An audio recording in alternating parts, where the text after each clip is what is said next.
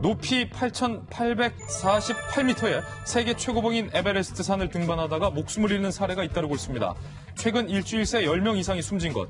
사망사고가 급증한 이유는 강풍도 혹한도 아닌 좋은 날씨에 몰려든 등반객들로 인한 병목 현상 때문.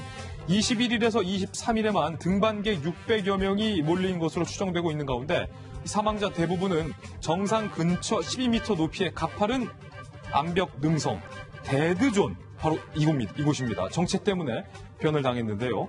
폭이 좁고 위험한 이 구간은 등하산용 밧줄이 한 개씩만 설치돼서 앞사람이 다 오를 때까지 기다려야 해서 사람들이 많을 땐 반나절 이상 저 추운 곳에서 대기를 해야 됩니다.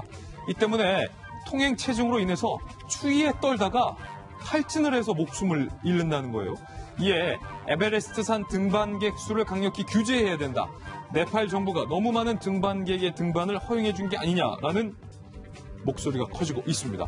지금 김병희 박사님, 지금 에베레스트 산을 오른다라는 게 뭐 저희 같은 일반 시민들 입장에서 상상도 못할 일인데 많은 지금 등반 애호객들이 죽기 전에 한번 에베레스트 정상에 올라가고 싶은 게 지금 꿈이라는 건데 저 에베레스트 정상 쪽에 이름이 오죽하면 데드존이라는 이름이 붙었어요. 네, 그러니까 유일하게 밧줄을 타고 올라갈 수 있는 공간이 있는 건데 날씨가 워낙 좋을 때는 사람들이 병목 현상이 몰릴 수밖에 없다는 얘기를 하지 않습니까?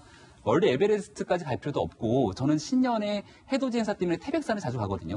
태백산에 가게 되면은 워낙 해돋이를 보러 온 사람들이 많기 때문에 한 2시간 정도 병목 현상 때문에 오도 가도 못했던 적이 있어요. 근데 겨울에 정말 너무너무 춥기 때문에 야 이들 어떻게 되는 것 아니야라는 생각을 갖게 되는데 에베레스트의 저와 같은 일들이 반나절 정도를 대기하고 있는 상황이라면은 실제 올해만 10명이 숨진다고 하는 것들이 어색하지가 않을 정도의 상황이 아닌가 생각이 되고요. 야, 아니 에베레스트가 그냥 저렇게 그냥 막 마음먹으면 올라갈 수 있는 데였나요? 그러니까 뭐 우리 대한민국에서도 에베레스트를 가고자 희망하는 사람들, 산악인들도 얼마든지 많이 저기를 찾지 않겠습니까? 따라서 조금 전에 말미에 이야기했던 것처럼 저렇게 사람들이 특히나 몰리게 되는 계절이나 시즌이 있다라면은 그때는 반드시 좀 등산객에 대한 통제, 사람에 대한 어느 정도의 조정이 꼭 필요한 상황이 아닌가. 그 무엇보다 사실 저 엄청나게 좋은 풍경을 보더라도 사람의 목숨보다 중요한 게 없으니까 네팔 정부가 조금 더 적극적으로 나설 때가 되지 않았는가 생각이 됩니다. 지금 보니까 엄청나게 많은 사람들이 줄지어 서 있는데 저렇게 오래 기다리다 보면 당연히 지금 큰 위험이 이어질 수 있다는 것 꼭 주의 부탁드리겠습니다.